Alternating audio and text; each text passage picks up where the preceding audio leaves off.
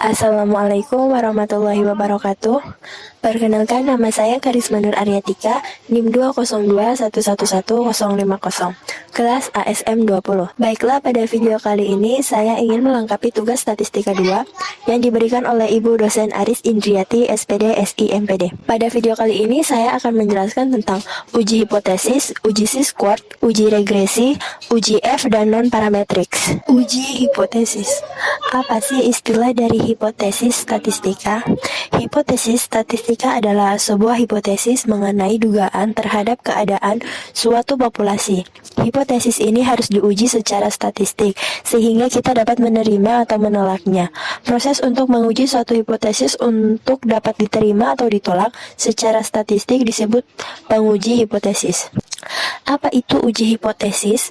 Uji hipotesis adalah sebuah proses untuk melakukan evaluasi kekuatan bukti dari sampel dan memberikan dasar untuk membuat keputusan terkait dengan populasinya. Dalam statistik, uji hipotesis adalah sebuah cara kita untuk menguji apakah survei atau pengamatan yang kita lakukan memberikan hasil yang bermakna. Saat kita mengevaluasi hipotesis, kita perlu memperhitungkan variabilitas dalam sampel dan seberapa besar sampel. Tujuan hipotesis. Tujuan hipotesis untuk memutuskan apa hipotesis yang diuji, ditolak, atau diterima. Secara teknis, uji hipotesis dilakukan untuk menjawab apakah parameter memiliki perbedaan dengan nilai pada hipotesis 0. Jika data berbeda signifikan dengan asumsi hipotesis 0 adalah benar, maka hipotesis 0 ditolak. Tahapan uji hipotesis. Tahapan atau langkah-langkah yang dilakukan dalam uji hipotesis adalah: yang pertama, menyatakan hipotesis. Dalam uji hipotesis kita akan dihadapkan dengan dua jenis hipotesis. Dua jenis hipotesis tersebut adalah hipotesis 0 atau HO dan hipotesis alternatif atau HA. Hipotesis 0 atau HO atau disebut juga dengan null hipotesis adalah pernyataan tidak ada pengaruh, hubungan, atau perbedaan antara dua atau lebih kelompok atau faktor. Jika dilihat dari matematis, HO merupakan pernyataan yang berhubungan dengan persamaan sama dengan. Sedangkan hipotesis alternatif atau HA adalah pernyataan bahwa ada pengaruh atau perbedaan. Ini biasanya hipotesis yang ingin dibuktikan oleh peneliti. Jika dilihat secara matematis, HA merupakan pernyataan yang berhubungan dengan pertidaksamaan atau tidak sama dengan. 2. Mengumpulkan data. Agar uji statistik valid, penting untuk mengumpulkan data melalui survei atau pengambilan sampel dengan cara yang dirancang untuk menguji hipotesis kita. Jika data yang kita gunakan tidak representatif, maka kita tidak akan membuat kesimpulan statistik tentang populasi yang kita uji. 3. Menentukan level signifikan. Signifikansi atau signifikan adalah peluang terjadinya peristiwa tersebut secara kebetulan. Jika tingkatnya cukup rendah, yaitu kemungkinan terjadi secara kebetulan cukup kecil, kita katakan peristiwa itu signifikan. Tingkat signifikansi probabilitas membuat keputusan yang salah ketika hipotesis 0 benar. Tingkat signifikasi dilambangkan dengan huruf Yunani yaitu alfa. Umumnya ditetapkan pada 0,05. Ini berarti bahwa ada kemungkinan 5% bahwa kita akan menerima hipotesis alternatif ketika hipotesis 0 kita benar. Semakin kecil tingkat signifikansi, semakin besar beban pembuktian yang diperlukan untuk menolak hipotesis 0, atau dengan kata lain, untuk mendukung hipotesis alternatif. Kita dapat menentukan level signifikansi ini lebih kecil atau lebih besar. Namun sebagai ancar-ancar, jika tidak secara spesifik diminta atau disebutkan, gunakan angka 0,05. 4. Menentukan kriteria pengujian dengan daerah penolakan. Uji hipotesis dilakukan oleh statistik uji yang merupakan fungsi dari data sampel dan daerah kritis. Hipotesis 0 ditolak jika nilai statistik uji berada dalam wilayah kritis dan tidak ditolak sebaliknya. Daerah penolakan atau daerah kritis adalah himpunan semua nilai statistik uji yang menyebabkan ditolaknya hipotesis 0. Daerah kritis dipilih sedemikian rupa sehingga probabilitas menolak hipotesis 0 ketika itu benar jika lebih besar dari nilai yang telah ditentukan, level signifikansi, daerah penolakan ditentukan dari hipotesis alternatif kita. Hipotesis alternatif bisa dibagi menjadi dua, yaitu dua sisi dan satu sisi. Berikut ada contoh gambar pengujian one-tiled versus two-tiled. 5. Memilih dan melakukan uji statistik. Tujuan pengujian statistik adalah untuk memutuskan apakah ada cukup bukti dari sampel yang diteliti untuk menyimpulkan bahwa hipotesis alternatif harus dipercaya. Pengujian hipotesis umumnya menggunakan uji statistik yang membandingkan kelompok atau menguji hubungan antara variabel ketika menggambarkan sampel. Menggambarkan sampel tunggal tanpa membangun hubungan antara variabel, interval kepercayaan, confidence interval biasanya digunakan. Cara memilih uji statistik ada dua cara, yaitu jenis data yang kita kumpulkan dan asumsi distribusi. 6. Membuat kesimpulan. Berdasarkan hasil uji statistik, kita harus memutuskan apakah hipotesis 0 didukung atau ditolak. Jika hipotesis 0 ditolak, hasil ini ditafsirkan sebagai konsisten dengan hipotesis alternatif. Uji C-squared. Apa yang dimaksud dengan C-squared test atau uji C-kuadrat? C-squared test atau uji C-kuadrat adalah latihan statistik yang membandingkan frekuensi berbagai jenis atau kategori item dalam sampel acak dengan frekuensi yang diharapkan. Jika populasi frekuensi seperti yang dihipotesiskan oleh peneliti. Tes C-squared juga ditulis sebagai X-kuadrat test. Adalah setiap tes hipotesis statistika di mana distribusi sampling dari statistik uji adalah distribusi C-squared. Karena hipotesis 0 benar tanpa kualifikasi lain. Uji C-squared sering digunakan sebagai kependekan dari uji C-squared person. Rumus C-squared. C-squared disebut juga dengan K-kuadrat. C-squared adalah salah satu jenis uji komparatif non-parametris yang dilakukan pada dua variabel, di mana skala data kedua variabel adalah nominal.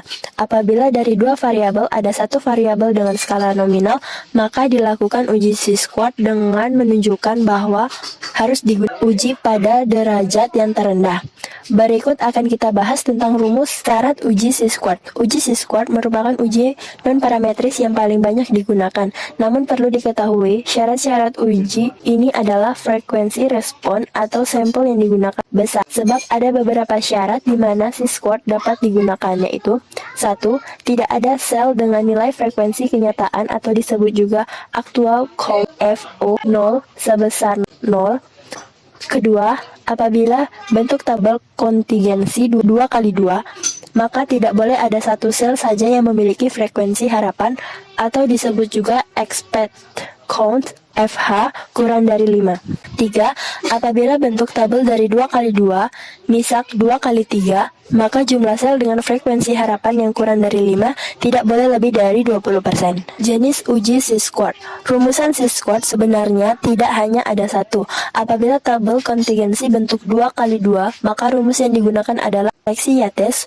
Apabila tabel kontingensi 2 kali 2 seperti di atas, tetapi tidak memenuhi syarat seperti di atas, yaitu ada sel dengan frekuensi harapan kurang dari 5, maka rumus harus diganti dengan rumus Fisher-Exite test. Di sini ada contoh soal C-squared. Berikut adalah data banyaknya mahasiswa dalam pemakaian 3 jenis handphone di 3 kelas. Apakah porsi pemakaian HP BB, Samsung, dan Nokia di 3 kelas tersebut sama? Lakukan pengujian proporsi dengan taraf nyata 5%. Di tabel tersebut terlihat jenis HP per kelas 1, kelas 2, kelas 3, dan jumlahnya. HP BB di kelas 1, 20, di kelas 2, 10, di kelas 3, 15. HP Samsung di kelas 1, 15, di kelas 2, 25, di kelas 3, 5. HP Nokia di kelas 1, 5, di kelas 2, 15, di kelas 3, 15. Penyelesaian. A. Perumusan hipotesis. HO sama dengan proporsi pemakaian HP BB, Samsung, dan Nokia di kelas 3 adalah sama. HA sama dengan ada proporsi pemakaian HP BB. HA ada proporsi pemakaian HP BB, Samsung, dan Nokia di kelas 3 yang tidak sama. Selanjutnya B, hitung nilai yang diharapkan untuk terjadi. Kita hitung menggunakan rumus yang sudah dijelaskan.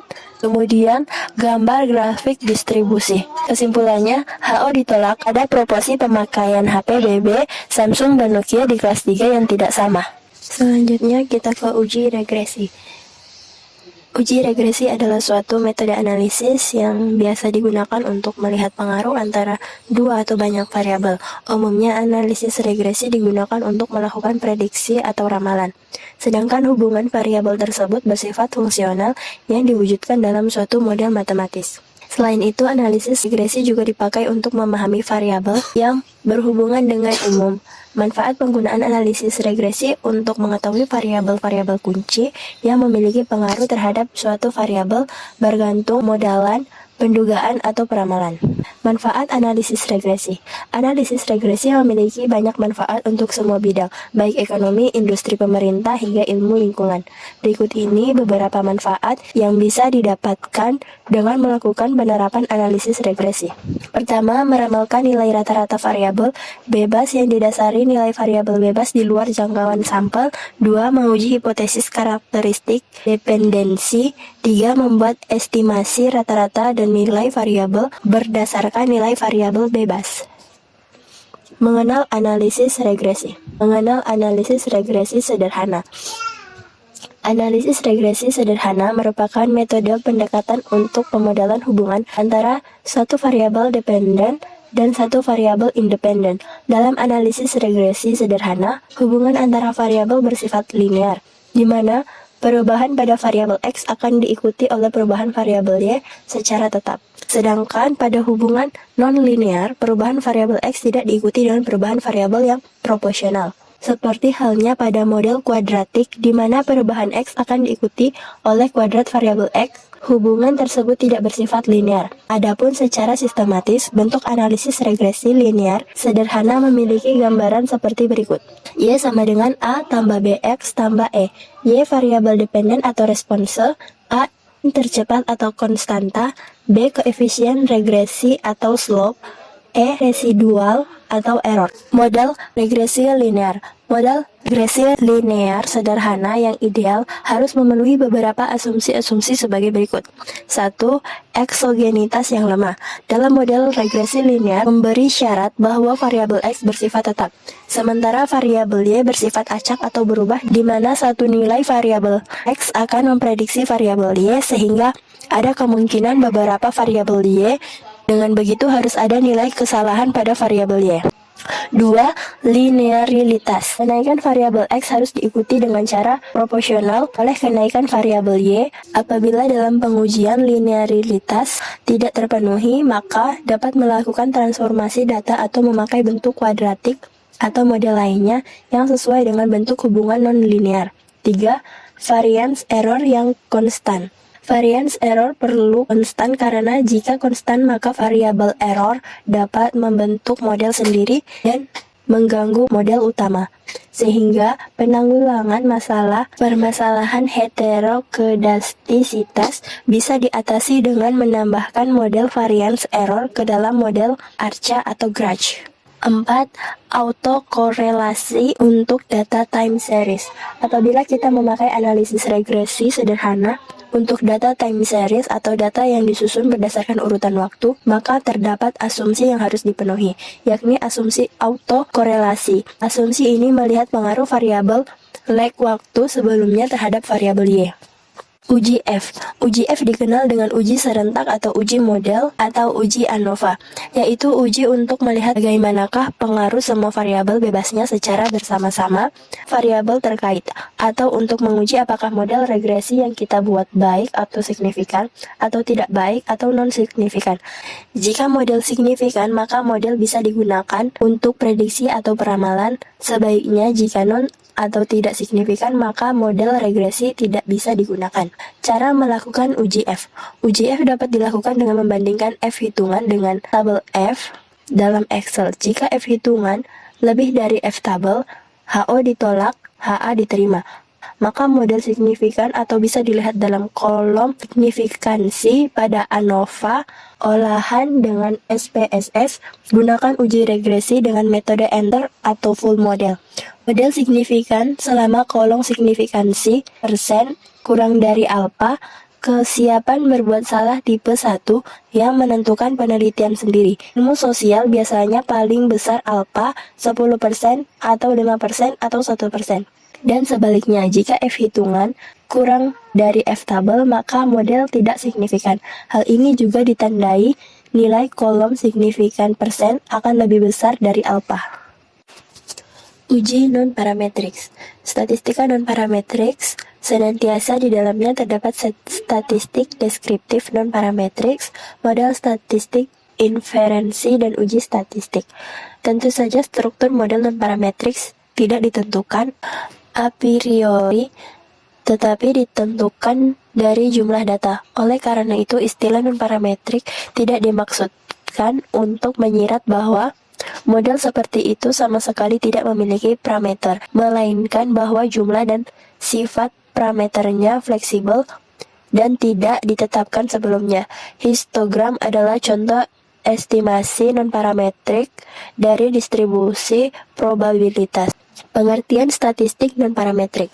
Statistik non-parametrik adalah model riset yang membuat inferensi statistik tanpa lagi memperhatikan distribusi yang mendasarinya, sehingga metode ini cocok dengan distribusi normal tanpa asumsi. Alasan tanpa asumsi karena data penelitian diambil dari distribusi normal. Sebaliknya, bentuk distribusi diperkirakan dengan bentuk pengakuan statistik ini, meskipun ada banyak situasi di mana distribusi normal dapat diasumsikan, ada juga beberapa skenario di mana proses pembuatan data yang sebenarnya jauh dari distribusi normal. Contoh statistik non-parametrik. Sedangkan untuk uji dalam statistik non-parametrik, misalnya saja kelompok independen. Jika kita memiliki data parametrik dari dua kelompok independen dalam arti penelitian, sejatinya kita dapat menjalankan uji T2 sampel untuk membandingkan mean. Adapun kita memiliki data non-parametrik, kita dapat menjalankan uji rank sum untuk membandingkan mean. Kelompok distribusi normal di sini semuanya memiliki bentuk umum yang sama dan diparametrisasi dengan mean dan deviasi standar. Hal itu berarti bahwa jika mean dan deviasi standar diketahui dan jika distribusinya normal, probabilitas observasi di masa mendatang yang terletak dalam kisaran tertentu diketahui. Kesimpulan, dari penjelasan yang dikemukakan, dapatlah dikatakan bahwa statistik non-parametrik ini dari teknik membaca data lebih mudah ditetapkan untuk berbagai pengujian karena parameternya tidak wajib. Lebih penting lagi, statistik dapat digunakan jika tidak ada informasi penting seperti mean, deviasi, standar, atau ukuran sampel. Fitur tersebut menjadikan statistik non-parametrik memiliki cakupan aplikasi yang lebih luas dibandingkan dengan statistik parametrik. Jadi itu saja penjelasan materi mengenai tugas statistika 2 dari saya. Jika ada salah kata, saya mohon maaf, kurang dan lebihnya. Wassalamualaikum warahmatullahi wabarakatuh.